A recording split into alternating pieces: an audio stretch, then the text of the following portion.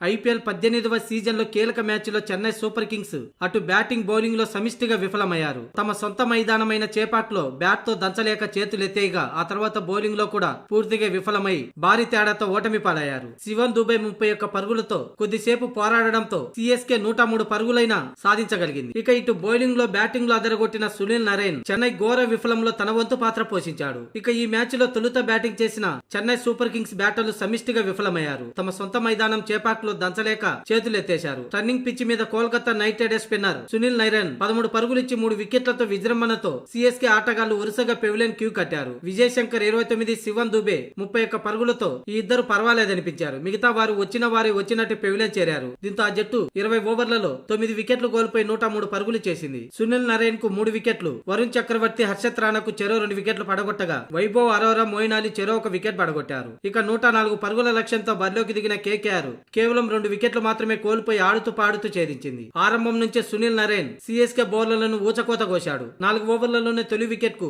46 పరుగులు జోడించారు. Quinton de Kock 23 పరుగులు చేసి అవుట్ కాగా సునీల్ నరైన్ 18 బంతుల్లో 2 ఫోర్లు 5 సిక్సర్లతో 44 పరుగులు చేశాక చివర్లో అవుట్ అయ్యాడు. ఇక అజింక్య రహానే రింకు సింగ్ తో కలిసి మరో వికెట్ పడకుండా మ్యాచ్ ని ఫినిష్ చేశాడు. మొత్తంగా 10 ఓవర్ల 1 బాల్ కి 2 వికెట్లు కోల్పోయి 107 పరుగులు చేసింది. దీంతో 8 వికెట్ల తేడాతో కేకేఆర్ సిఎస్కే పై ఘన విజయం సాధించింది. ఇక సిఎస్కే ఈ మ్యాచ్ కు ముందు గాయం కారణంగా రుతురాజును పక్కన పెట్టి ధోని కెప్టెన్ గా రీ ఎంట్రీ ఇచ్చాడు. అయితే తన కెప్టెన్ ఇంత ఘోరమైన ఓటమిని చవిచూస్తాడని అసలు ఊహించి ఉండడు. జట్టులోని ఆటగాళ్లు సరిగ్గా ఆడకపోతే ఎలాంటి కెప్టెన్ ఉన్నా సరే గెలవలేమన్న దానికి నిదర్శనం ఈ మ్యాచే. మొత్తానికి సిఎస్కే 6 మ్యాచ్లకు గాను 5 మ్యాచ్ల్లో ఓడిపోయి పాయింట్ల టేబుల్లో 9వ స్థానంలో ఉంది. ఇక ప్లే ఆఫ్ కు చేరుకోవడం ఈ జట్టుకు అంత ఈజీ కాదు. జరగబోయే మిగతా 8 మ్యాచ్ల్లోనూ గెలవాల్సిన పరిస్థితి. ఇప్పుడున్న ఆ జట్టు పరిస్థితిని చూస్తే అది జరిగే పని కాదు. ఇక కేకేఆర్ ఈ మ్యాచ్ గెలుపుతో పాయింట్ల టేబుల్లో 3వ స్థానానికి చేరింది.